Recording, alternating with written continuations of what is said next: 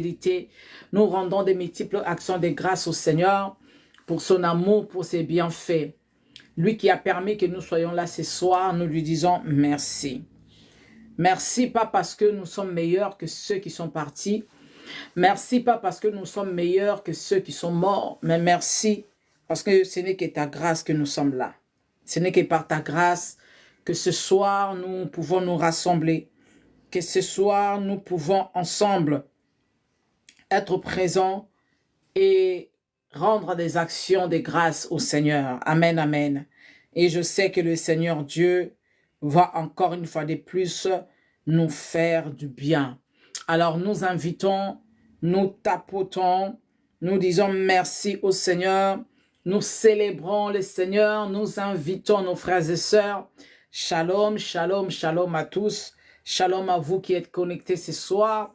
Que la grâce de Dieu vous localise, que la grâce de Dieu puisse vous faire du bien. Amen, amen, amen. Et nous croyons que ce soir, Dieu va nous faire du bien. Amen. Nous croyons que ce soir, Dieu va nous faire du bien. Soyez bénis, soyez les bienvenus ce soir dans notre programme SREF. Et nous croyons que ce que nous allons partager ce soir, le Seigneur va nous faire du bien. Alors, cette pensée que le Seigneur a déposée dans mon cœur, et c'est pour emmener le peuple de Dieu de vivre une vie d'excellence. Vous savez, prier c'est bien, c'est pas mauvais. Parler en langue, c'est très bien d'ailleurs, ce n'est pas mauvais. Mais Dieu ne veut pas que nous puissions nous limiter simplement dans les quatre murs de nos églises, si je peux le dire ainsi. Mais le Seigneur nous appelle parce que nous sommes la lumière du monde. Nous ne devons pas briller à l'église, mais nous devons briller dans le monde.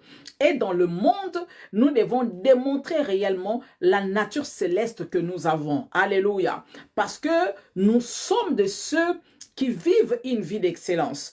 Une vie lorsque nous n'avons pas besoin de parler, mais lorsque quelqu'un voit simplement notre manière de parler, notre manière de s'exprimer, l'intelligence que Dieu, et d'ailleurs je l'ai toujours dit, d'ailleurs les chrétiens doivent être les plus intelligents du monde, parce que notre Dieu, il est omniscient.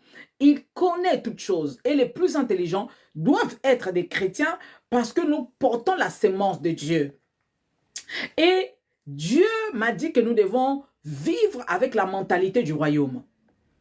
Nous devons être formatés parce que le monde nous éduque selon le monde, nous éduque selon les principes du monde. Mais nous avons la grâce. Dans notre royaume, nous avons une autre mentalité, nous avons une autre manière de penser, nous avons une autre manière de vivre, nous avons une autre manière de s'exprimer, une autre manière, bien aimé, tous les jours, parce que la vie chrétienne, c'est la vie de tous les jours. Amen, amen.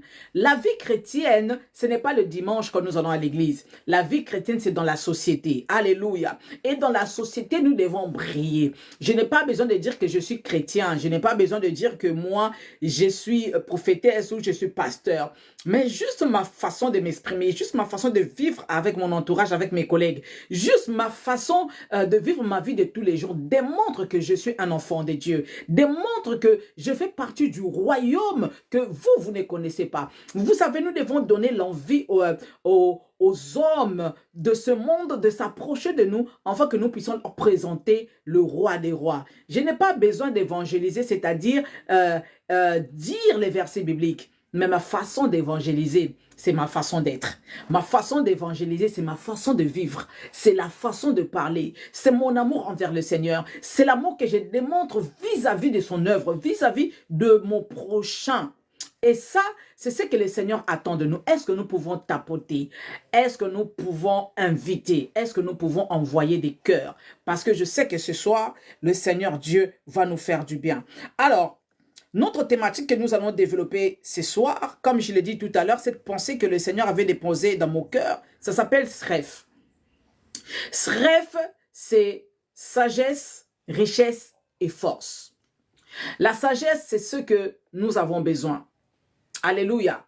La force, nous ne parlons pas simplement de la force physique, mais de la force mentale. ok, de la force physique, de la force mentale, la force spirituelle, la force que nous pouvons avoir. C'est-à-dire que nous avons un mental de fer lorsque nous rencontrons des problèmes, lorsque nous rencontrons des situations. Le Seigneur nous a tellement formatés que nous plaçons notre foi en Christ. Nous nous faisons tellement confiance que devant les problèmes, nous n'allons pas trembler. La richesse, lorsque nous parlons de la richesse, ce n'est pas simplement la richesse financière. Un enfant de Dieu, ce n'est pas simplement, nous sommes riches, mais ce n'est pas simplement la richesse financière. Nous pouvons être riches spirituellement, nous pouvons être riches avec la sagesse, nous pouvons être riches avec l'intelligence, nous pouvons être riches avec les idées, nous pouvons être riches avec beaucoup de choses, vous voyez.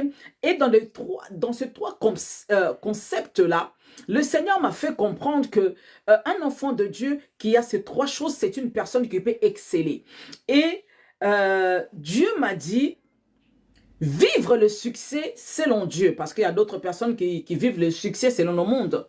Selon ce que nous pouvons dire dans le monde, une personne qui a du succès, c'est une personne qui est connue, c'est une personne qui a beaucoup d'argent, c'est une personne, voilà, que son nom est cité de gauche à droite. Mais le succès selon Dieu, le succès selon Christ, ce n'est pas le succès selon le monde. Selon Dieu, le succès, c'est d'abord faire sa volonté. C'est d'abord faire sa volonté. Le succès selon Dieu, c'est accomplir sa mission. Parce que chacun d'entre nous, en venant ici sur la terre, nous avons une mission à accomplir. Et cette mission que Dieu nous a donnée, chacun d'entre nous, nous avons en fait dans notre cœur ou dans notre pensée, si je peux le dire ainsi, nous avons un code que Dieu a placé en nous. C'est-à-dire que chacun d'entre nous, nous avons une mission, nous avons une vision claire et nette que Dieu a déposée dans notre cœur. Mais c'est à nous maintenant de découvrir cette vision-là. C'est à nous de découvrir la mission. Chacun d'entre nous, nous avons... Bonsoir, pasteur Emmanuel, j'espère que vous allez très bien. Chacun d'entre nous, nous devons demander à notre Créateur, quelle est la mission que tu m'as assignée? Quelle est la mission? Quelle est la vision de ma vie? Parce que, vous savez, dans les paraboles de 10 talents, j'aime ce que ces paraboles est en train de dire à la troisième personne que le maître avait donné un talent. Alléluia. Amen. Sois béni. Que Dieu puisse vous soutenir, que Dieu vous fortifie dans ce que vous êtes en train de faire. Et je le crois que le Seigneur également vous fera du bien. Cette troisième personne dit que je te connais, que toi tu es un homme dur. Il a dit ce qu'il devait dire. J'ai eu peur. Voilà, j'ai enterré les talents que tu m'avais donnés. Dieu lui dit, mauvais serviteur. Tu savais que moi j'étais un maître qui était dur. Tu aurais dû déposer les talents que je t'ai donnés à la banque. Au moins, j'allais gagner des intérêts. Alléluia. Nous devons savoir que en nous, chacun d'entre nous est particulier. Chacun d'entre nous, nous avons des qualités, des talents différents des autres. Et nous ne pouvons pas se comparer aux autres. Chacun sa grâce. Dieu fait grâce à qui il veut. Dieu donne des dons à qui il veut. Dieu donne des talents à qui il veut. OK? Et ça, c'est très important. C'est-à-dire, chacun a son couloir que Dieu lui a assigné. Chacun d'entre nous a son appel. Chacun d'entre nous a son ministère. Chacun d'entre nous a des talents que Dieu lui a donnés. Maintenant, le problème en est que lorsque tu ne connais pas qui tu es, lorsque tu ne connais pas tes talents, lorsque tu ne connais pas ce qui est en toi, qui tu es réellement, tu vas maintenant vouloir faire comme les autres. Tu vas maintenant vouloir copier les autres. Mais c'est que tu oublies ce que toi tu es l'original. Tu ne peux pas te comparer aux autres. Tu ne peux pas faire comme les autres. OK? Et pour découvrir sa mission, pour découvrir la vision qui t'a été assignée, tu dois aller vers celui qui t'a créé. Tu dois aller vers celui qui te connaît le mieux. Et c'est alors que cette personne-là pourra te révéler réellement qui tu es. Et c'est alors que le Seigneur nous a donné cette mission d'aider son peuple, d'aider chacun d'entre nous à se découvrir. Pendant ce temps de live ou c'est direct, nous allons avoir l'opportunité de prendre ce qui est dans la parole de Dieu et de communiquer la pensée que le Seigneur veut nous communiquer.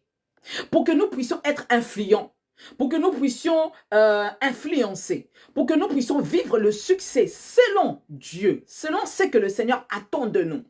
Ok? Et ça, c'est très important. Nous, nous sommes déjà sauvés. Cherchez d'abord le royaume des cieux et tout vous sera donné par-dessus tout. Nous sommes sauvés. L'évangile du royaume, nous devons la vivre et nous devons également inculquer la pensée du royaume, la mentalité du royaume dans toutes ces personnes qui sont sauvées, dans toutes ces personnes qui vont à l'église, dans toutes ces personnes qui parlent en langue, dans toutes ces personnes qui vivent dans la société. Parce que la vie chrétienne, nous la vivons dans la société. La vie chrétienne, ce n'est pas à l'église. À l'église, lorsque nous venons nous retrouver le dimanche, nous sommes là pour rallumer la flamme. En fait, nous nous rechargeons pour aller le déverser dans le monde, dans la société. Alléluia. Et ça, c'est très important. Alors, aujourd'hui, nous allons parler sur les changements de mentalité. Est-ce que quelqu'un peut dire avec moi changement de mentalité? Est-ce que quelqu'un peut noter changement de mentalité ou changement de pensée? Changement de mentalité, changement de pensée. Et ça, c'est quelque chose que j'ai commencé à méditer depuis hier ou avant-hier sur les changements de mentalité. Est-ce que quelqu'un peut écrire? Tous ceux qui sont connectés, écrivez avec moi changement de mentalité. Changement de mentalité. Changement de mentalité, ça c'est très important. Oh merci Saint-Esprit. Envoyer des cœurs, envoyer des cœurs, nous sommes juste à 1000 cas.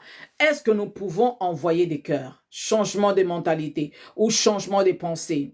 Changement de pensée ou changement de mentalité. Je vais nous prendre 2 portions de la parole de Dieu et ensuite nous allons parler. Pour ceux qui ont des questions, vous pouvez m'envoyer des questions, vous pouvez écrire vos questions par la grâce du Seigneur. Nous sommes là pour 2 heures à 22 heures, heure de France, j'arrête. La Bible nous dit dans les livres de Proverbes au verset 23, au verset 7, Proverbes chapitre 23 au verset 7, la Bible nous dit, car selon qu'il a pensé en son âme, tel est-il. Alléluia. Une autre version nous dit, car tel homme pense dans son âme, tel il est. Tel tu penses, tel tu es. Tel un homme pense dans son âme, tel il est. En fait, la Bible est en train de dire, ta façon de penser, c'est ce que tu es. Ésaïe au chapitre 26, la Bible est en train de dire, ta façon de penser, c'est ce que tu es.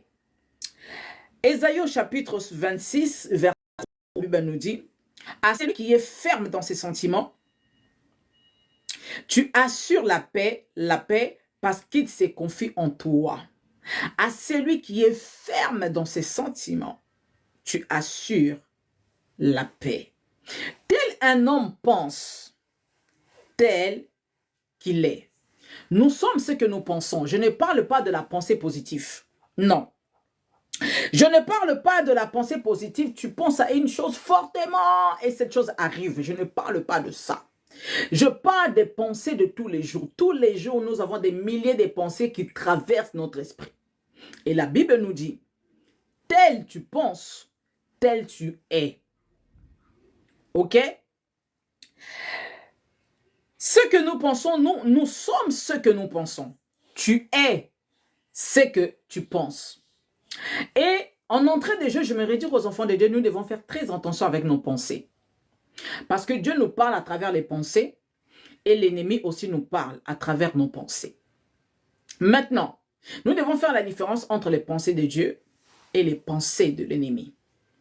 Lorsque tu as la parole de Dieu en toi, lorsque tu connais la parole de Dieu,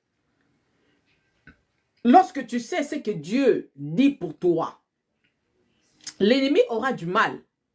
Même si de temps en temps, nous avons des pensées qui nous traversent l'esprit, on se dit, ah oui, c'est vrai, on se rend compte que, aïe, ça, ce n'est pas de Dieu, c'est l'ennemi.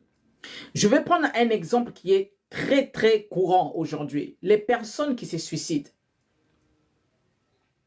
Ou bien les personnes qui vivent la dépression. Tout commence par les pensées. Parce que ces personnes pensent qu'ils sont seuls, ils sont rejetés, ils sont abandonnés. Ces personnes, parfois, ils rencontrent beaucoup de problèmes. Ils se disent qu'il n'y a pas de solution. Donc, la seule solution que je peux avoir, c'est me suicider. Et ça, ce n'est pas les pensées de Dieu, ça, c'est les pensées de l'ennemi. Dieu nous dit que j'ai des projets pour toi, des projets de paix et de bonheur. Ok? J'ai des pensées de paix et de bonheur. C'est-à-dire que Dieu, dans sa conscience, dans sa subconscience en tant que Dieu, Dieu a formaté, Dieu a programmé des choses extraordinaires qui doivent arriver dans notre vie. Mais l'ennemi fait en sorte de nous détourner de la pensée de Dieu. L'ennemi fait en sorte que nous puissions voir les choses autrement en nous disant que je n'y arriverai pas, que je n'avancerai pas. Vous savez, vous allez vous rendre compte qu'à chaque fois que tu répètes la même chose, que je n'y arriverai pas, je n'y arriverai pas, je n'y arriverai pas, effectivement, tu n'y arriveras pas. Tu sais pourquoi? Parce que tu le confesses de ta bouche et parce que tu l'as pensé. Lorsque tu penses que tu n'y arriveras pas, alors tu vas y arriver. Et ce soir, Dieu nous appelle à changer nos mentalités. Dieu nous appelle à changer notre pensée. Tel qu'il pense, tel il est. Nous sommes ce que nous pensons être. Yes, nous sommes ce que nous pensons être. Si toi tu penses que tu es la fille de celui qui a créé les cieux et la terre et que rien ne peut te résister, bien aimé, rien ne peut te résister. Parce que tu crois à ça, parce que dans tes pensées, tu sais qui tu es. Lorsque nous déclarons « moi je sais qui je suis », en fait le problème c'est l'identité. Lorsque tu penses à des choses, tu attires ces choses-là. Comme je l'ai dit, je ne suis pas dans la pensée positive, mais je suis dans la Bible, ce que Dieu nous dit. Ce que tu penses, c'est ce que tu deviens. Toute chose pour que tu puisses arriver, tu dois commencer à formater tes pensées. Tu dois commencer à penser à des bonnes choses. Parce que l'ennemi joue également avec nos pensées. Il nous injecte des mauvaises pensées. Il nous injecte des mauvaises pensées. Lorsque tu penses que moi, je n'y arriverai pas, on m'a dit que j'étais bête. On m'a dit que j'étais bête. Il y a d'autres enfants qui ont grandi comme ça. Des enfants intelligents. Parce que je ne pense pas que quelqu'un que Dieu a envoyé dans ce monde puisse être bête. Comme je l'ai dit tout à l'heure, notre Dieu, il est omniscient. Notre Dieu, il connaît tout et surtout. Et nous avons la capacité d'avoir cette intelligence que Dieu nous a donnée. Et lorsque tu répètes à un enfant que tu es bête, tu es bête, tu es bête, que cet enfant grandit avec cette pensée, grandit avec cette voix en lui, qui lui répète à chaque fois que tu es bête, même si cet enfant avait la volonté, même si cet enfant pouvait se dire que je suis intelligent, il deviendra bête. Parce que ses pensées sont limitées. Parce que ses pensées sont limitées et à chaque fois, on lui dit comme tu es bête, il deviendra bête. Ok? Et aujourd'hui, là où tu es aujourd'hui, si tu regardes, depuis quelque temps, tout ce que tu fais, lorsque tu penses à quelque chose, est-ce que tu le fais? Lorsque tu penses à quelque chose, est-ce que tu le réalises? Est-ce que tu penses à quelque chose? Est-ce que tu es de ceux, lorsque tu penses à vouloir faire quelque chose, tu te dis, c'est trop compliqué. Il n'y a rien de compliqué pour un enfant de Dieu. Même si tes yeux te font voir que cette chose pour la faire, c'est compliqué. Mais il n'y a rien de compliqué. Tu sais pourquoi? Parce que dans ta mentale, tu dis que rien n'est compliqué.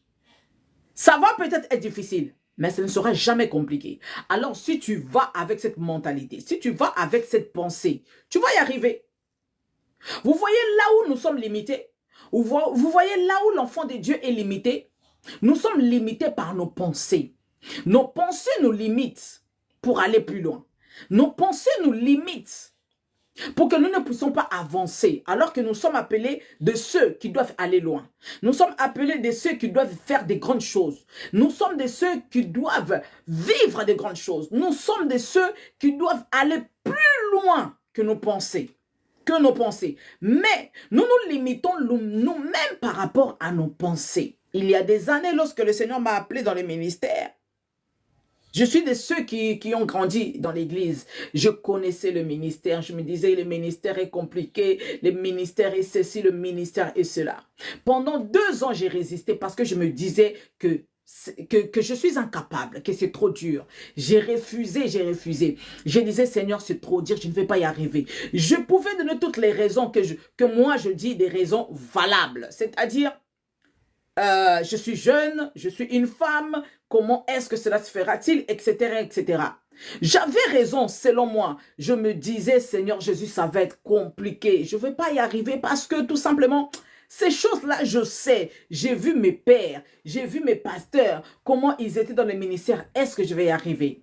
Parce que c'était dans ma tête, c'était mes pensées. J'ai pensé que le ministère était dur. J'ai pensé que le ministère était compliqué. Mais ce que j'avais oublié est que le ministère vient de Dieu.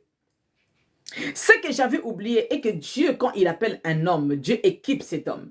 Dieu équipe cette femme. Dieu équipe cette personne. Parce que le ministère vient de Dieu. Et le doute, tu te dis non, c'est trop compliqué. Tu te dis non, mais ça va être difficile. Tu te dis non avec tout ce qui se passe, avec tout ce que les hommes disent. Ceci, c'est là, les pensées. Mais le jour où j'ai compris, en fait, le diable est un menteur. Le jour où j'ai compris que le diable, il sait ce que Dieu veut faire à travers moi. Il sait ce que Dieu veut faire avec moi. Alors, il me met cette pensée de limitation. Il me met cette pensée de peur pour ne pas que je puisse faire ce que Dieu me demande de faire. Mais le jour où j'ai compris, j'ai dit, Seigneur, j'irai. Dieu a dit à Josué, c'est peut-être dur, mon serviteur Moïse est mort, mais toi, va avec la force que tu as. C'est la promesse que Dieu lui avait dit, va avec la force que tu as. Ce soir, j'aimerais que quelqu'un puisse changer ses pensées. Ne vois pas toujours la difficulté. Ne vois pas toujours la négativité devant toi. Ne vois pas toujours que c'est compliqué. Et parfois, tu te poses la question, pourquoi est-ce que les autres réussissent? Pourquoi est-ce que les autres avancent? Pourquoi pas moi? Tu sais pourquoi? Parce que tu es limité dans tes pensées. Comme nous l'avons dit tout à l'heure, celui qui est ferme dans ses sentiments, celui qui est ferme dans ses convictions, celui qui reste focus dans ce qu'il veut faire, cette personne va arriver. Est-ce qu'on peut tapoter? Cette personne va réussir. Vous savez, lorsque le Seigneur appelle une personne, lorsque le Seigneur a mis une vision dans le cœur d'un homme, dis-toi que ce n'est pas moi, mais c'est Dieu. Dis-toi que ce n'est pas moi, mais c'est Dieu qui m'a appelé. Plusieurs d'entre nous, chrétiens, païens, tout ce que vous voulez, ceux qui réussissent dans la vie n'ont pas 4 bras, n'ont pas 4 pieds. Parce que tout simplement dans leur pensée, ils se disent que moi je suis un champion. Moi je suis un héros. Moi je veux réussir. Moi j'aurai le succès. Il y a de ceux qui ne connaissent pas Dieu. Mais dans tout ce qu'ils font, ils réussissent. On va dire, oh, parce qu'ils ont de la chance. On va dire, vous pouvez tout dire, bien aimé. Parce que tout simplement, dans leur tête, dans leur pensée, ils savent que ils ont un mental de fer, ils se disent quoi qu'il arrive, je réussirai dans la vie. Quoi qu'il arrive, moi j'avancerai dans la vie. Quoi qu'il arrive, moi j'irai de l'avant. Vous voyez, la mentalité, c'est très important. Lorsque tu penses à des merveilleuses choses, c'est ce qui va arriver. Et je suis convaincu dans mon esprit, lorsque le Seigneur met la vision dans le cœur d'un homme, lorsque Dieu met la vision dans le cœur d'un homme, Dieu, il sait ce qu'il est en train de faire. Comme je l'ai dit tout à l'heure, il n'y a personne d'entre nous, ok? Il n'y a personne d'entre nous que Dieu a envoyé ici sur la terre et dire que, voilà, tu vas te promener et puis c'est tout. Non, non. Dieu a envoyé chacun d'entre nous ici sur la terre parce que tout simplement, Dieu veut que nous puissions faire son travail. Dieu veut que nous puissions accomplir notre mission. Donc, tel que tu es là, tu dois te dire que, tel que je suis là, j'ai une mission à accomplir sur la terre et rien ne peut me freiner. Et rien ne peut me freiner. Vous voyez? Et rien ne peut me freiner. Mais, tu dois savoir que la seule chose qui peut te freiner, je ne dis pas que c'est Satan. Je ne veux pas dire que c'est le diable. Je ne veux pas dire que c'est les sorciers. Non, ce n'est pas toutes ces personnes-là. La seule chose qui peut te freiner, c'est tes pensées. La seule chose qui peut te freiner, c'est toi-même. La seule personne qui peut te freiner dans la vie pour que tu ne puisses pas avancer, c'est toi. Lorsque tu te regardes, comment est-ce que tu te vois devant le miroir? Lorsque tu te regardes, comment est-ce que tu te considères? Lorsque tu te regardes, comment est-ce que tu te vois? Écoutez, lorsque David il se regardait, il disait, oh, Dieu m'a créé comme une belle créature. Lorsque tu te regardes dans un miroir, comment est-ce que tu te dis? Comment est-ce que tu te vois? Lorsque tu te vois, comment est-ce que... Vous savez, moi, je me parle à moi-même. Lorsque je dis, lorsque ce psaume me dit, mon âme bénit l'Éternel et n'oublie aucun de ses bienfaits. Moi, je me parle. Je me dis, Fanny, tu vas y arriver. Tu es intelligente. Je sais, je te fais confiance, Fanny. Tu vas avancer. Tu vas réussir. Ce que tu veux faire là, tu vas y arriver. Ça ne sera pas facile. Certes, ça sera peut-être difficile, mais ce qui est sûr, à la fin, tu seras victorieuse. C'est comme ça que je me parle. C'est-à-dire qu'en moi, je dois aller puiser ce qu'il me faut pour que je puisse avancer. À partir d'aujourd'hui, tu dois te voir autrement. Il ne faut pas que tu te vois comme les hommes te voient. My God. Si aujourd'hui nous tous, et que nous nous sommes vus par rapport, comment est-ce que les hommes nous voyaient, nous ne serons pas là. Nous ne serons pas là où nous sommes aujourd'hui. Parce que nous n'avons pas regardé les hommes. Nous n'avons pas considéré ce que les hommes disaient à notre sujet. Mais nous nous sommes vus par rapport à comment est-ce que Dieu nous voyait et par rapport à comment est-ce que moi je me vois. Parfois, Dieu te voit comme un vaillant héros. Mais toi, tu te dis, non, je ne suis pas un vaillant héros, je n'ai jamais combattu. Je ne connais pas les champs de la guerre. Comment est-ce que Dieu peut me voir comme un vaillant héros? Parfois, toi, lorsque tu te regardes, Dieu t'appelle riche. Mais quand tu regardes autour de toi, tu dis, Seigneur, je n'ai même pas mis l'euro dans mon compte. Mais Dieu te dit, moi, je t'appelle un homme riche. Lorsque Dieu t'appelle, Mandarabakasoka, lorsque Dieu te regarde, il te dit, tu es un homme grand. Mais lorsque toi-même, tu te regardes, tu dis, aïe, Seigneur, regarde là où je vis, regarde comment je suis. Comment est-ce que je peux être, comment est-ce que tu peux m'appeler un homme grand, Seigneur? Comment est-ce que tu peux m'appeler un homme grand? Bien-aimé, tu dois te voir comme Dieu te voit. Tu dois te considérer comme Dieu te considère. Ne te considère pas selon les hommes. Ne te vois pas selon les hommes. Ne te considère pas comme les hommes peuvent te considérer. Parce que l'homme, il ne va jamais te mettre au-dessus. L'homme ne va jamais te mettre au standard que Dieu veut te mettre. Mais toi, tu dois te considérer comme Dieu te considère. Tu dois te voir comme Dieu te voit. Et ça, c'est très important. Lorsque tu vas changer juste ta pensée, lorsque tu vas commencer à te voir autrement, lorsque tu te regardes, tu te dis, je suis une créature merveilleuse. Lorsque tu te regardes, tu te dis, moi je ne suis pas n'importe qui. Moi je suis la fille de mon père. Je ne suis pas n'importe qui. Lorsque tu vas commencer à formater tes pensées, à changer tes pensées, la Bible nous dit, ne pensez plus aux événements passés. Voici, maintenant je vais faire une chose nouvelle. Dieu te dit, ne pense plus comme tu es aujourd'hui. Ne pense plus comme tu étais hier. Désormais, tu dois penser à des choses nouvelles. Mais les choses nouvelles dans lesquelles tu dois penser à des choses grandes. Tu dois penser à la grandeur. Écoutez, la Bible nous dit que les profondeurs appellent la profondeur. Plus tu vas dans la profondeur, plus également tu vas voir de l'or, tu vas rencontrer du pétrole parce que tu es parti dans les profondeurs. Tu ne peux pas arriver dans le sommet lorsque tu as une pensée de bassesse. Tu dois te dire que toi, tu es un aigle. Oh, j'aime dire ça. Un aigle ne peut pas voler avec des pigeons. Un aigle ne peut pas rester avec des canards. Ça veut dire que tu as oublié ton identité. Lorsque tu sais que tu es un aigle, tu dois traîner, tu dois te frotter avec les aigles. Parce que les aigles, ils ont une particularité. Les aigles, ce sont des oiseaux qui peuvent voler très très loin. Parce qu'ils ont une vue plus grande 3 fois que la vue d'un homme. C'est-à-dire ce que les autres ne voient pas, cette personne voit.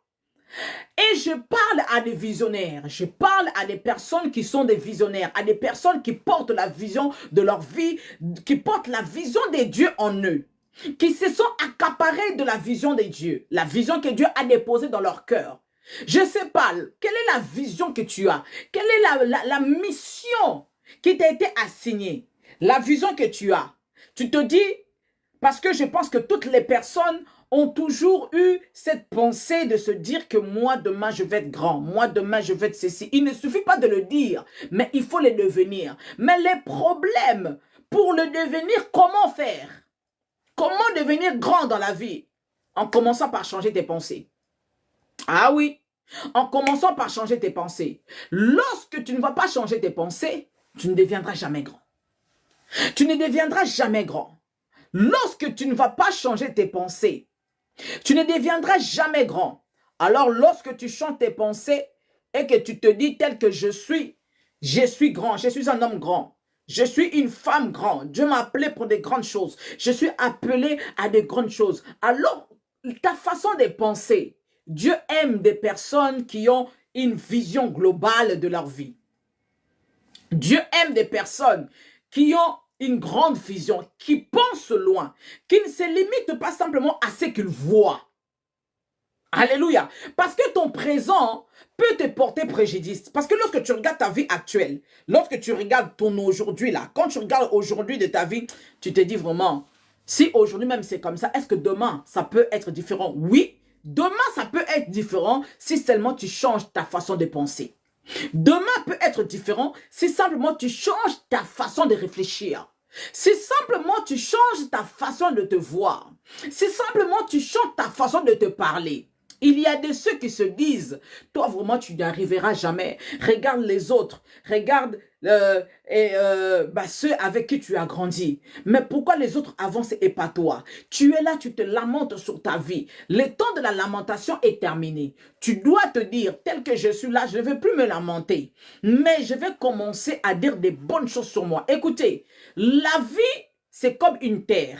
La terre reçoit tout ce qu'on lui donne. Et si toi, tu donnes à la vie, à ta propre vie, de mauvaises semences, c'est ce que tu vas récolter demain. Alors apprends à te valoriser.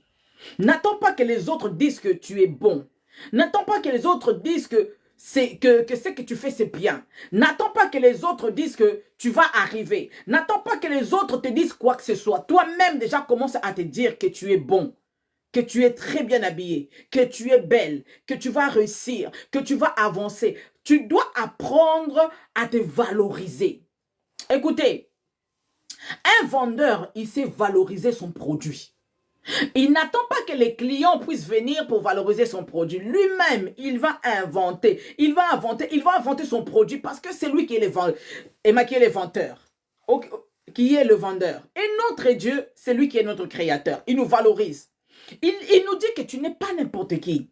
Tu as été créé à mon image et à ma ressemblance. Tu me ressembles, moi ton créateur. Regarde comment je suis. J'ai déposé en toi toutes les qualités, les potentiels, les dons. Et va sur la terre, va faire les miracles, va faire les prodiges. Tu vas arriver, tu vas aller loin, tu vas vivre, maman. Beaucoup de personnes seront bénies à travers toi. Mais maintenant, toi, quand tu te regardes, tu dis, Seigneur, est-ce que vraiment ce que tu as dit pour moi, c'est ça? C'est exactement ça. Ce que Dieu a dit pour toi, c'est ce que tu es. Mais le problème est que tu ne te valorises pas assez parce que tu ne connais pas encore ton identité. Alicia, merci pour le suivi, que Dieu te bénisse. Vous voyez, lorsque tu connais ton identité, tu n'auras peur de personne. Même lorsque l'ennemi va t'infliger des pensées, je ne sais pas comment, mais toi tu te diras, je ne suis pas ce que le monde dit que je suis. Je suis ce que Dieu dit que je suis. Et ça c'est très important. Amen, amen. Je ne suis pas ce que les hommes disent que je suis, mais je suis ce que Dieu dit que je suis. Lorsque tu connais ton identité, on est en train de parler des pensées. Nous sommes ce que nous pensons. Il est donc primordial de considérer nos pensées. Il est primordial de considérer tes pensées. Alléluia. Surtout lorsque tu n'aimes pas la vie que tu mènes aujourd'hui. Pose-toi la question parce que parfois, nous avons cette facilité de condamner les autres. Si je suis là où je suis, c'est la faute de un tel. Si je suis là où je suis, c'est la faute de un tel. Si je suis en train de traverser ce que je suis en train de traverser, c'est un tel. Aujourd'hui, là, tu vis une vie que tu n'aimes pas. Tu n'obtiens aucun résultat. Assieds-toi, commence à réfléchir. Quelles sont les décisions que tu as prises de ta vie qui t'ont amené là où tu es aujourd'hui? Qu'est-ce que tu as fait pour que tu puisses arriver là où tu es aujourd'hui? Antoine, merci pour le suivi, que Dieu te bénisse. Ta vie d'aujourd'hui, est-ce que tu regardes ta vie là où tu es aujourd'hui, là où tu es arrivé aujourd'hui? Commence maintenant à faire un état de tout ce que tu as accompli de ta vie. Tu vas te rendre compte que si je suis là où je suis, c'est la faute de personne. C'est moi. Parce que la vie que je mène aujourd'hui, c'est la mienne. Ce n'est pas la vie de l'autre. Tu ne peux pas pointer l'autre du doigt alors que ce n'est pas la vie de l'autre, c'est ta propre vie. Écoutez, les décisions d'hier ont fait en sorte que nous soyons là où nous sommes aujourd'hui. Et les décisions d'aujourd'hui vont nous emmener à demain. Pour que nous soyons là où nous devons être demain. Ce que tu as pensé hier, les décisions que tu as prises hier t'ont emmené aujourd'hui. Et les décisions d'aujourd'hui vont t'emmener demain. Et ça, c'est très important. Tes pensées d'hier étaient comment? Peut-être que tu as pris en maturité. Peut-être que tu as grandi. Ça, c'est très bien. Tu as compris certaines choses peut-être en retard. Mais je me dis, il n'est jamais trop tard pour pouvoir changer le trajectoire de ta vie. Il n'est jamais trop tard. Il faut juste que tu puisses changer ta façon de penser. Ta façon de penser. Il y a forcément un problème quand notre vie ne s'aligne pas avec la parole de Dieu. Yes, il y a forcément un problème lorsque notre vie ne s'aligne pas avec la parole de Dieu. Et plus souvent le problème, c'est notre mentalité. Le problème vient de notre mentalité. Comment est-ce que tu penses? Parce que plus souvent, lorsque nous nous alignons selon la parole de Dieu, tu dois te dire qu'est-ce que Dieu dit à mon sujet. Avant d'aller d'abord entendre ce que les autres disent de moi. Qu'est-ce que Dieu dit de moi? Qu'est-ce que Dieu dit que je suis? Lorsque je m'aligne sur la parole de Dieu, à chaque fois, je me répète cette phrase-là. Lorsque je n'ai plus de force à faire quoi que ce soit, je me répète la parole de Dieu. Va avec la force que tu as. Et là, je me dis, Fanny, va avec la force que tu as. Je me répète cette parole de Dieu. Va avec la force que tu as. Tu vas y arriver. Parce que c'est une promesse que Dieu nous a dit. Lorsque Dieu dit, va avec la force que tu as, en fait, Dieu sera sûr de t'aider. Dieu fait une alliance avec toi pour te dire, quand Dieu te dit, va avec la force que tu as, tu penses que Dieu ne sait pas que tu es faible. Tu penses que Dieu ne sait pas que tu es à bout. Mais comme moi, je m'aligne sur la parole de Dieu, je me fortifie en Christ. Alors Dieu m'accorde sa force, je me lève et j'avance. La pensée, la mentalité. La mentalité. Comme je le dis, nous devons briller dans la société en tant qu'enfants de Dieu. Nous devons briller dans la société en tant que chrétiens. Nous n'allons pas briller dans la société en priant ou en parlant en langue. Nous allons briller dans la société avec nos talents et les qualités que Dieu a placées en nous. Là où les autres ne vont pas y arriver, nous devons arriver.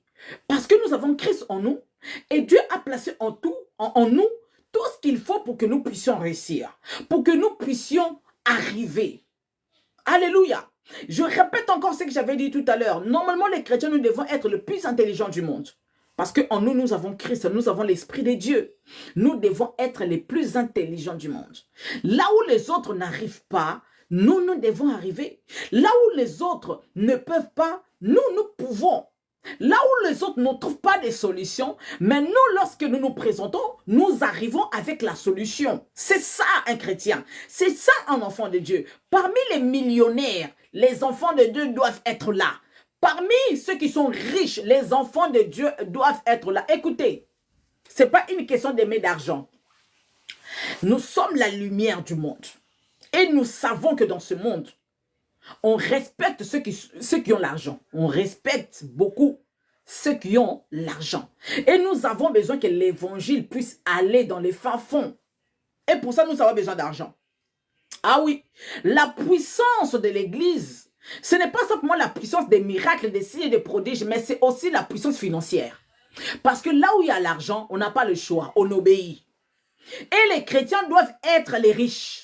Les chrétiens doivent être le riche. Ce n'est pas un esprit de mammon. Bien-aimé, quand nous disons que notre Dieu, l'or et l'argent lui appartient, est-ce que nous nous rencontrons? Est-ce que vraiment nous nous posons la question? Ce n'est pas une chose spirituelle. Quand la Bible nous dit l'or et l'argent, ce n'est pas l'argent spirituel, ce n'est pas l'or spirituel, mais c'est l'or et l'argent physique. Si ton père est millionnaire, toi aussi tu es millionnaire. Ah oui, si ton père est milliardaire, toi aussi tu es milliardaire. Pourquoi est-ce que nous les chrétiens nous nous limitons en disant que l'esprit des mamans, lorsque tu vois petit les choses, tu vivras aussi des petites choses. Lorsque tu pries un petit Dieu, tu vivras aussi la gloire d'un petit Dieu.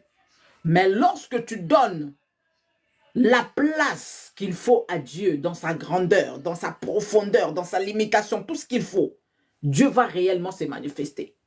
Ah oui. La façon dont tu penses, lorsque on décide de placer la parole de Dieu au-dessus de tout, lorsque tu te décides de placer la parole de Dieu au-dessus de tout, tu dois comprendre que cela va nous demander de la concentration et de la détermination. C'est-à-dire, je prends la parole de Dieu, je la place au-dessus de tout.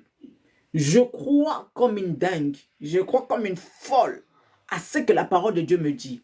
Je me focalise sur la parole de Dieu. Je me concentre à ce que Dieu a dit. Bien-aimé, tu vas vivre la gloire de Dieu. Et lorsque tes yeux sont fixés sur la promesse de Dieu, bien-aimé, l'ennemi peut faire tout ce qu'il peut faire. L'ennemi peut bouger sa queue comme il veut. Mais lorsque toi tu es focus à ce que Dieu dit, lorsque toi tu es focus à la parole de Dieu, lorsque toi tu es focus à ce que Dieu t'a dit, bien-aimé, le diable peut trembler comme il veut. Tu ne le verras pas. Il sera juste invisible devant toi. Parce que toi, tu as placé la parole de Dieu au-dessus de toi. Et la parole de Dieu est devenue ton roc, ton rocher. Tu te places dessus et tu te rends compte que, ouais, Dieu est avec moi et je peux faire des choses extraordinaires avec Dieu. Bien-aimés dans les Seigneurs, nous devons penser autrement. L'ennemi va essayer de nous distraire. Ouais. L'ennemi va essayer que nous puissions regarder au problème. Parce que quand le problème est là, directement, nous nous retournons, nous voyons le problème, nous voyons ceci. Non, non, non, non, non. L'ennemi va essayer certainement de te distraire. L'ennemi va essayer que tu puisses retourner ton regard et voir le problème qui est là, patati, patata, tout ce que tu veux. Mais lorsque ton regard et que tu tombes dans le piège de l'ennemi et que tu regardes, bien-aimé dans le Seigneur, c'est là où tu vas te perdre. Je vois encore Pierre qui avait la foi. Pierre qui avait la foi, il dit à Jésus, fais en sorte que je marche sur les eaux. Jésus lui dit, ok, vas-y. Il avait la foi, il a commencé à marcher. Mais il était distrait. Il a commencé à regarder juste la tempête qui était tout autour de lui. Et là, la Bible nous dit qu'il a commencé à chavirer. Il a commencé à couler. Parce que tout simplement, il n'a pas été focus. Son regard n'est pas resté sur le Seigneur. Et si toi, tu restes focus, si toi, tu restes focus dans ce que tu veux faire, dans ce que Dieu t'a dit de faire, et que tu ne détournes pas ton regard, bien-aimé, tu sortiras victorieux. Les problèmes avec beaucoup d'entre nous, parce que nous regardons à gauche et à droite. Dieu t'a parlé. Dieu a mis cette chose-là en toi. Tu sais que ce que je vais faire là, je sens vraiment que ça vient de Dieu. Je sens que je dois vraiment faire ça. Mais ton problème est que tu es trop distrait. Ton problème est que tu es trop distrait. Tu regardes trop tout autour de toi et tu écoutes beaucoup de personnes. Vous savez, parfois dans la vie, surtout lorsque tu sais que cette chose-là, j'ai vraiment la pensée de faire la chose, nous devons éviter d'écouter d'autres personnes. Nous devons éviter d'écouter beaucoup de personnes. Je ne dis pas que il faut être têtu parce que les gens aussi tout autour de nous peuvent aussi nous aider, nous donner aussi des bons conseils. Mais surtout, merci Didier pour le suivi, que Dieu te bénisse. Mais surtout, lorsque tu te focalises sur la parole de Dieu, lorsque tu fais la parole de Dieu la base de toute chose, bien-aimé, et que tu évites de regarder de gauche à droite pour ne pas être distrait, lorsque tu es focus, bien-aimé, tous les hommes qui sont devenus de grands aujourd'hui, parce qu'ils avaient un objectif à atteindre et parce qu'ils sont restés focus sur l'objectif. Quel est l'objectif de ta vie? Écoutez, une personne qui n'a pas de vision de sa vie, une personne qui n'a pas d'objectif, c'est une personne qui sera distraite, c'est une personne qui va vaciller de gauche à droite parce que tu ne sais pas où tu vas. Mais une personne qui sait où elle va, une personne qui a un objectif à atteindre, une personne qui a une mission à accomplir, cette personne ne sera pas ballottée de gauche à droite. Cette personne ne sera pas distraite parce que cette personne sait où elle va. Cette personne sait où elle va et cette personne sait qui elle est. Cette personne connaît sa mission. Cette personne connaît sa vision.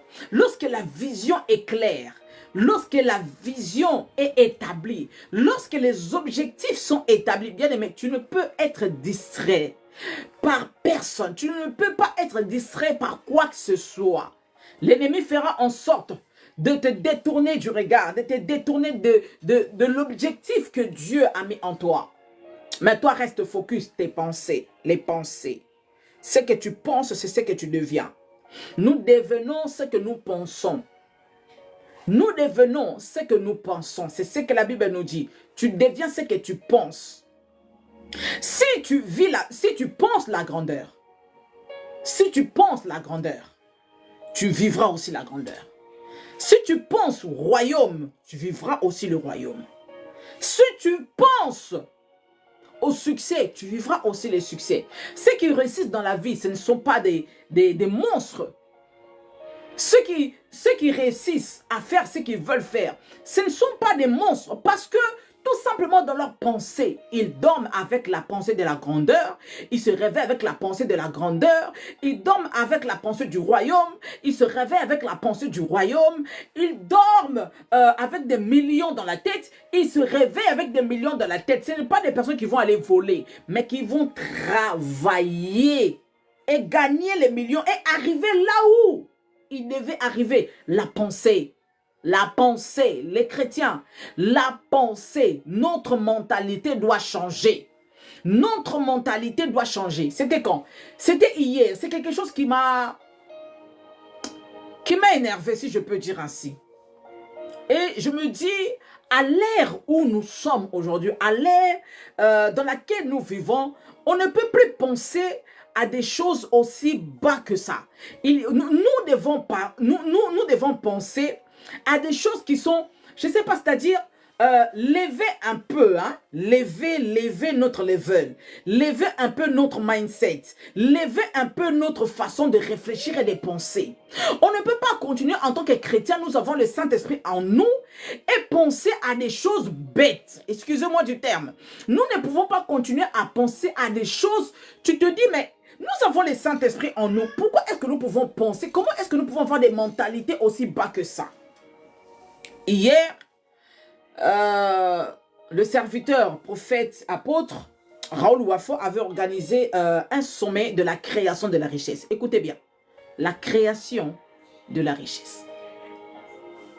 Moi, j'aime ça, c'est un homme qui me bénit, donc j'ai dit, bah, je vais suivre ça. C'était très bien. Il y avait des intervenants qui étaient là, des hommes, des chefs d'entreprise, des créateurs d'entreprise, etc., etc. Et c'était à toutes les personnes qui étaient là, ils avaient eu l'occasion de poser des questions qu'ils avaient, etc. Et là, j'ai regardé un peu les commentaires, mais je me suis dit, mais Seigneur, my God, la francophonie a un problème. La francophonie, sincèrement, la francophonie, nous avons un réel problème. Maman, la francophonie, nous avons vraiment un problème. Et là, je vois des commentaires, oui, c'est Dieu qui bénit, c'est Dieu qui rend riche. Pourquoi est-ce que nous devons faire des conférences sur la création des richesses? Oh. J'ai dit, mais attends. J'ai dit, ok, je continue à regarder un peu les commentaires. Je voyais les gens sur les commentaires, ils commençaient à dire... J'ai dit, ah, Je n'ai pas l'habitude de commenter. Non, quand je regarde, non, j'ai pas trop l'habitude de commenter parce que je me dis, voilà, moi je suis là, j'y suis, je prends ce que j'ai à prendre. Mais cette fois-ci, ça m'a tellement énervé que j'ai commenté. J'ai simplement écrit la francophonie a un problème avec la richesse. La francophonie a un problème avec l'argent. La francophonie a un problème avec l'argent. Écoutez, ça va peut-être vous énerver, vous choquer, mais vous devez vous rendre compte que Dieu ne rend pas riche. Ah oui. Dieu ne rend personne riche. Ce n'est pas écrit dans la Bible. Non. Mais Dieu bénit le fruit de nos mains. Dieu bénit le travail de nos mains. Si tu travailles, Dieu va bénir ton travail. C'est par là que tu deviendras riche. Donc toi, tu vas croiser tes mains et penser que les anges vont descendre. Ils vont faire le travail à ta place et tu deviens riche. J'ai dit, mais la francophonie, on a un problème. Les anglophones, dans leurs églises, chaque année, je ne sais pas combien de conférences ils font sur la création de la richesse. Sur la création de la richesse, comment montrer aux enfants de Dieu avec la même Bible que tu lis là? Il y a des stratégies pour te rendre riche. Tout à l'heure, je l'ai dit, par exemple, je prends juste les paraboles des talents. Si nous prenons ces paraboles des talents, nous allons nous rendre compte que ces paraboles étaient en réalité en train de parler des épargnes. Il parle des épargnes. Il donne à l'un 5, il donne à l'un 3 et 1, je pense à la fin. Il leur dit, allez fructifier ça. Les autres ont allé travailler. C'est-à-dire que le maître leur a donné de l'argent. Maintenant, il leur a dit, allez multiplier ça. Les deux premiers ont allé multiplier l'argent qu'ils avaient reçu. Le troisième a gardé cet argent à la maison. Lorsque le maître est revenu, le maître était content de deux premiers.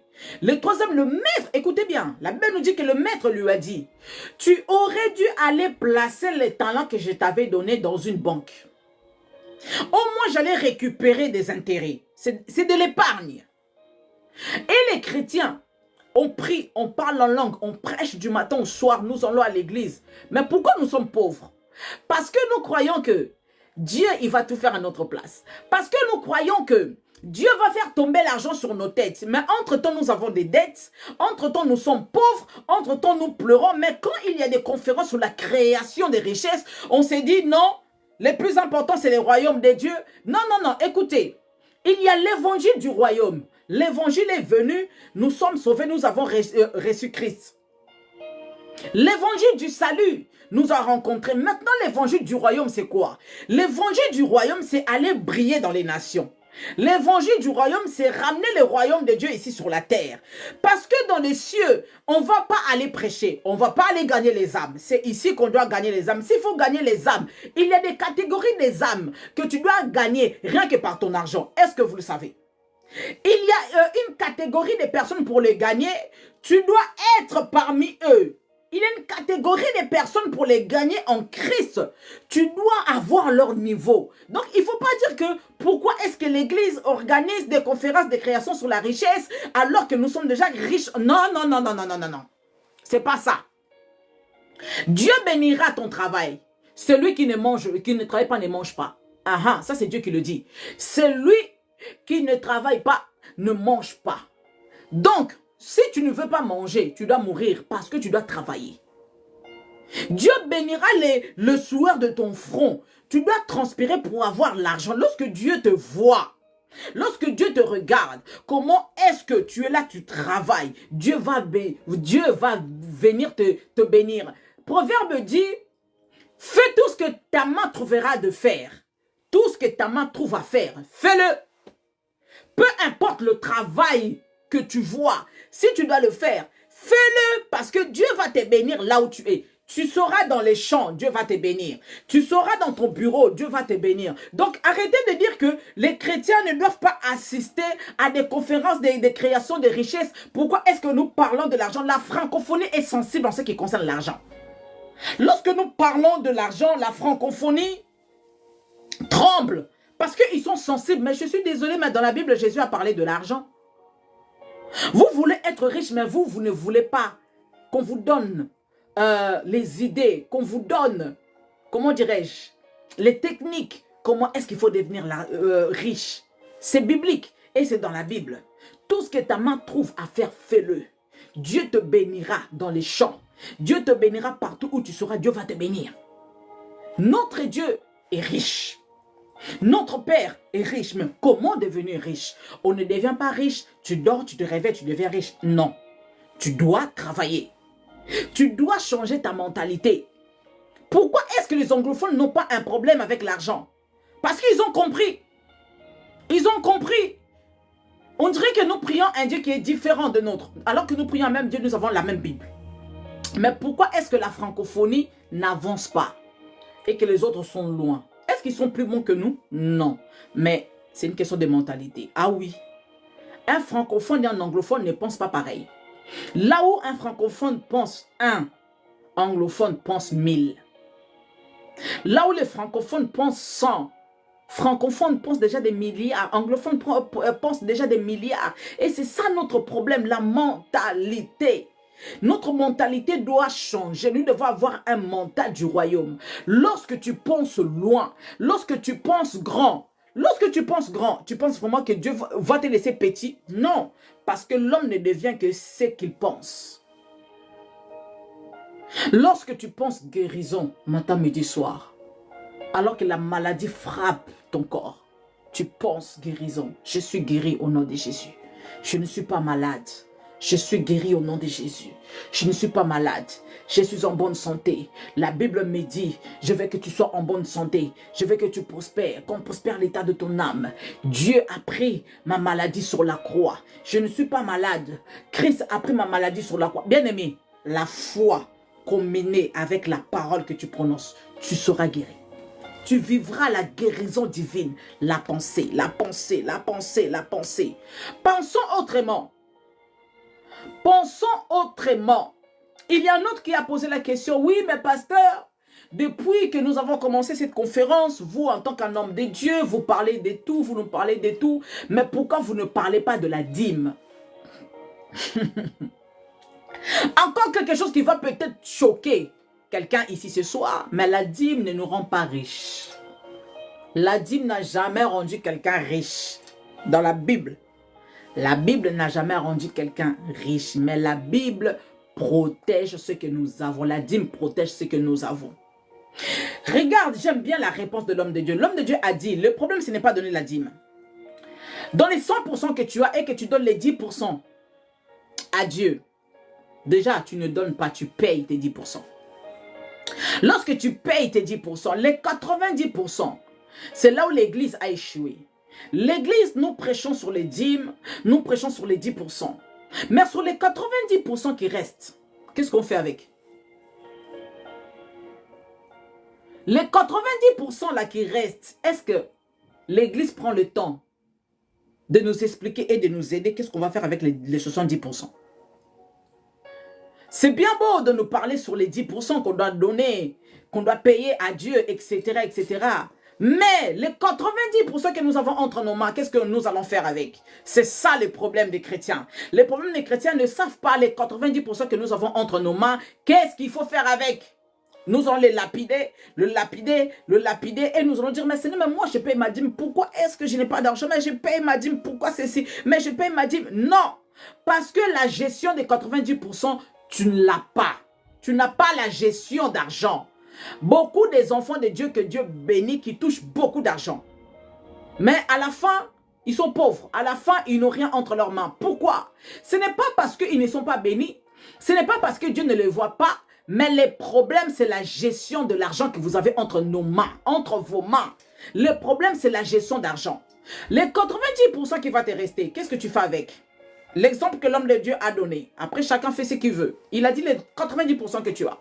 Tu enlèves 30%, tu épargnes.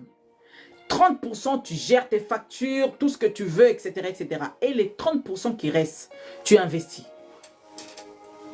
Beaucoup de chrétiens ne savent pas investir, mais ils payent leur dîme. Mais ils restent pauvres. Pourquoi? Ils ne savent pas investir. Les 90% qui te restent, tu n'épargnes pas, tu n'investis pas, tu manges tout. Tu manges les 90% et à la fin, il ne te reste rien. Et tu vas commencer à pleurer. Tu vas commencer à dire, mais ça fait longtemps que moi j'ai pris. Ça fait longtemps, moi je sers Dieu. Moi je prêche Dieu. Moi, je crains Dieu, mais pourquoi est-ce que je suis pauvre? Mais ce n'est pas question de prêcher Dieu. Ce n'est pas question de prier en langue, mais c'est la question de gestion d'argent. La gestion de finances n'est pas prêchée à l'église. Après, vous allez nous dire, prêchez-nous le royaume. Frère, tu es déjà sauvé. Tu as déjà l'assurance du salut. Tu vas aller au ciel. Au moins que tu ne sois pas sûr que tu es sauvé. Si tu es sûr que tu es sauvé, je ne peux pas te prêcher encore l'évangile. Ok, parce que tu es déjà sauvé. Maintenant, je dois te prêcher comment est-ce que tu dois maintenant vivre ici sur la terre en tant que lumière et en tant que sel.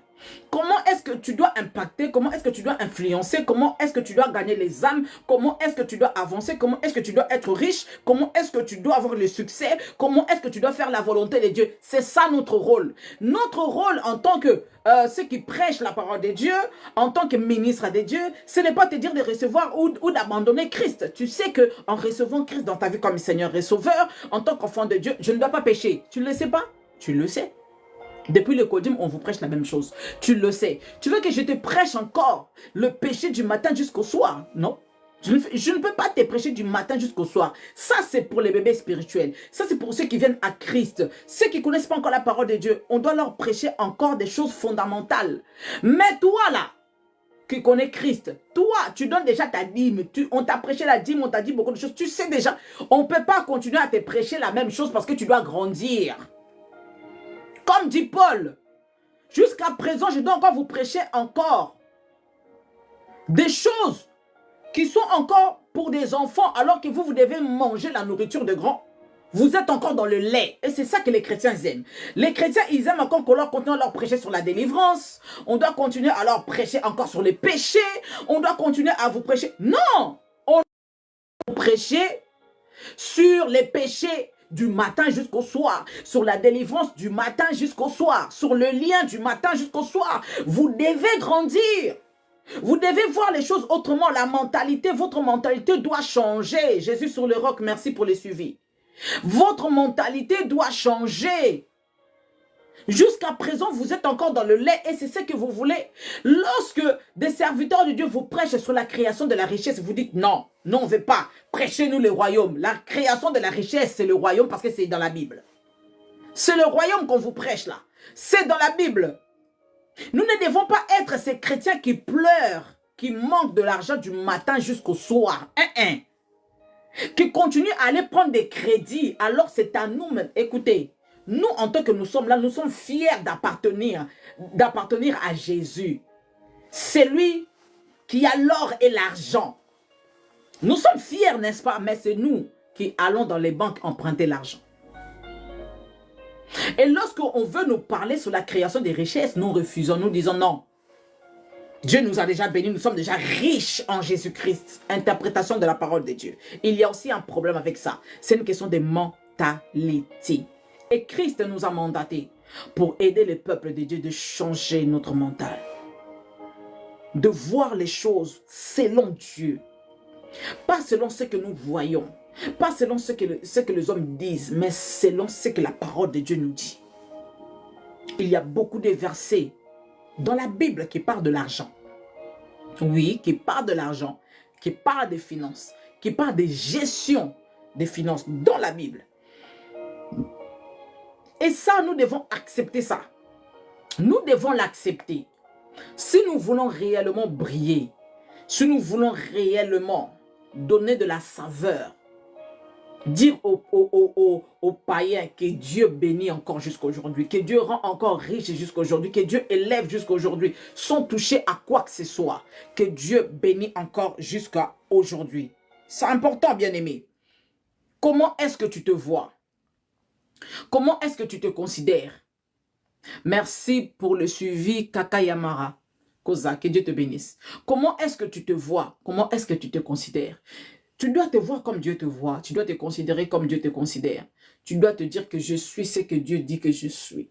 J'ai une mission à accomplir et je dois rester focus. Ma mentalité doit changer. Je dois me focaliser à ce que Dieu dit. Je dois me focaliser sur la parole de Dieu. Si tu ne connais pas ta mission, je l'ai répété plusieurs fois, si tu ne connais pas ta mission, si tu ne connais pas la vision que Dieu Nalingi Losambo, nous allons prier à la fin dans quelques minutes, mon frère. Nous allons prier. Tu dois te dire, tu dois retourner vers celui qui t'a créé. Lorsque j'ai écrit mon livre « Femme de vision, femme d'influence », nous devons savoir que là où il y a la vision, l'influence ne manque pas. Peu importe, je parle de la bonne influence. Lorsque la vision est là, lorsque tu connais ta vision, déjà, tu ne seras pas éparpillé de gauche à droite. Ok?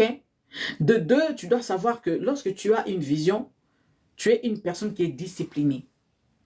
Tu ne dois plus faire n'importe quoi. Tu ne dois pas se comporter comme tout le monde parce que tu es une personne qui porte la sémence en toi et tu es discipliné. Je l'ai toujours dit. Un homme,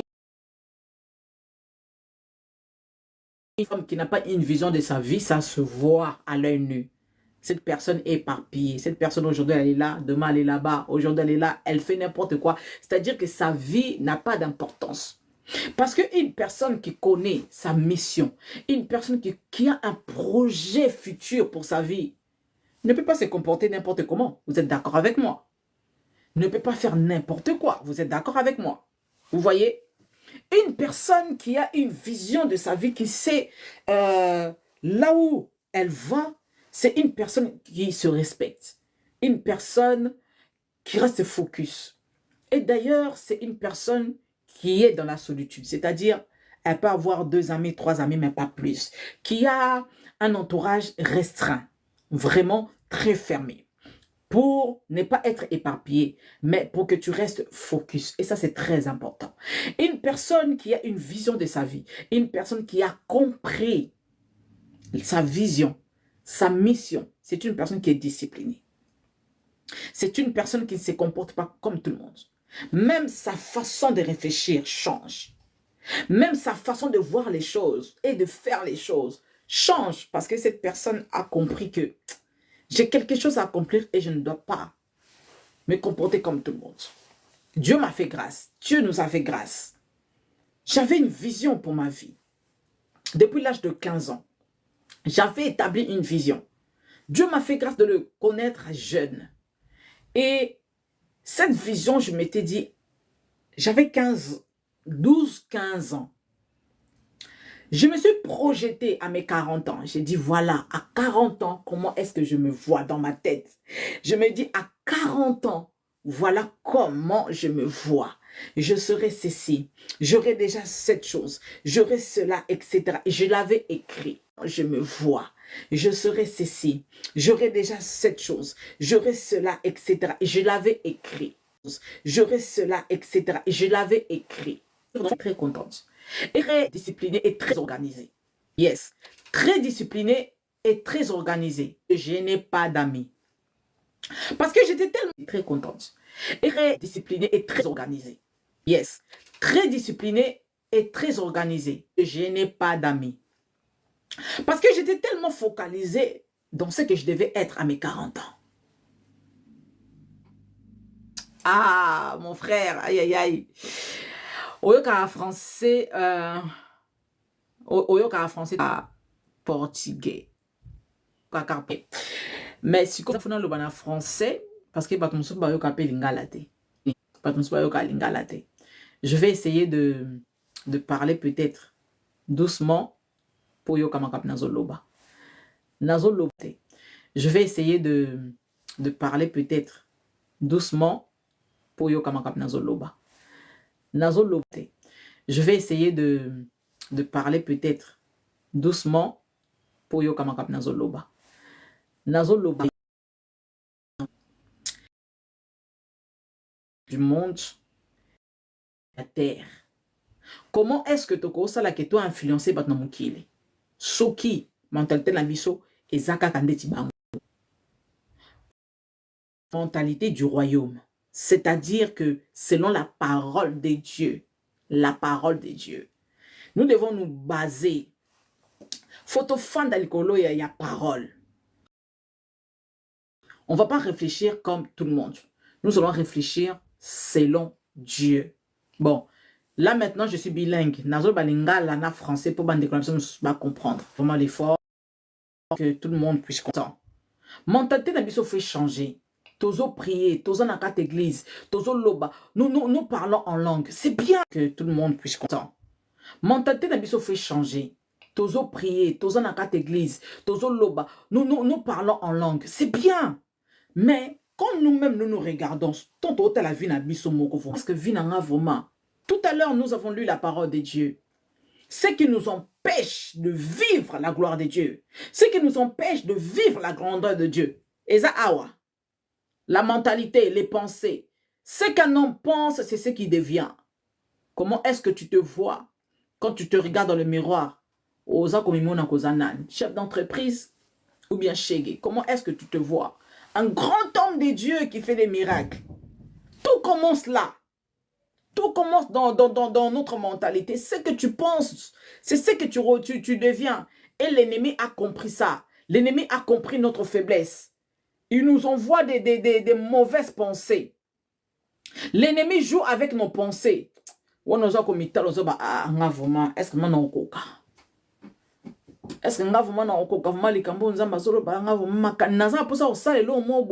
na réfléchir vraiment, j'ai envie de faire cette chose-là. Mais na monde est simbate mentalité. Qui t'a dit que simbate? Qui t'a dit qu'on kokate? Qui t'a dit ça? Qui t'a dit ça? Lorsque tu penses à faire quelque chose que tu estimes que c'est bien, comme l'ennemi joue avec... Dans ce cas, la puissance du Saint-Esprit est où? Où est Dieu? Si l'ennemi peut à chaque fois t'injecter des mauvais... Alors, comme je le disais, chaque dimanche, par la grâce de Dieu, chaque dimanche, nous sommes connectés. Chaque dimanche à partir de 20 h. Nous allons... C'est que Dieu... Dieu veut que nous puissions aider le peuple de Dieu à changer notre façon. La Bible, nous ne sommes pas en dehors de la parole, dans la parole, avec une portion de la parole de Dieu. Nous allons vous emmener la pensée de Dieu pour finir se changer. Parce que je me dis, les anges, elle m'est pensons mon temps à la louange. C'est-à-dire que là-haut, nous allons juste adorer, louer. Adorer, louer. Kunakaka. Ici. Nous devons manifester et démontrer que nous sommes du royaume de Dieu. Mais comment nous allons démontrer ça? Par la prière? Parler en langue? Non. À l'église, nous voulons nous ressourcer. Mais c'est dans la société où nous devons briller. Par la prière? Parler en langue? Non. À l'église, nous voulons nous ressourcer. Mais c'est dans la société où nous devons briller. Nous allons étudier. Nous allons devenir riches. Nous allons devenir ici sur la terre. Nous allons étudier. Nous allons devenir riches. Nous allons devenir ici sur la terre. Car riche, Simba. Tout le monde n'est pas devenu riche avec les fétiches. Tout le monde n'est pas devenu riche avec je ne sais quoi d'autre. C'est faux. Un exemple bête, Coca-Cola. Coca-Cola qu'on boit aujourd'hui, la boisson Coca-Cola. Son inventeur, c'était un chrétien. Il a eu comment par un songe. Il y a business à Coca-Cola. Alamuki a bondeli, a tient en pratique. Paf! Coca-Cola est mort depuis des années. Mais il est là, tolobelaki. Vous voyez? Jusqu'aujourd'hui, nous parlons de Coca-Cola. Mais est-ce que beaucoup de chrétiens savent que Coca-Cola, c'est un chrétien? Il a eu cette vision, cette pensée dans un songe. Dans un songe, il a eu ça. Alamuki, paf. A Bandiangope et Simbi.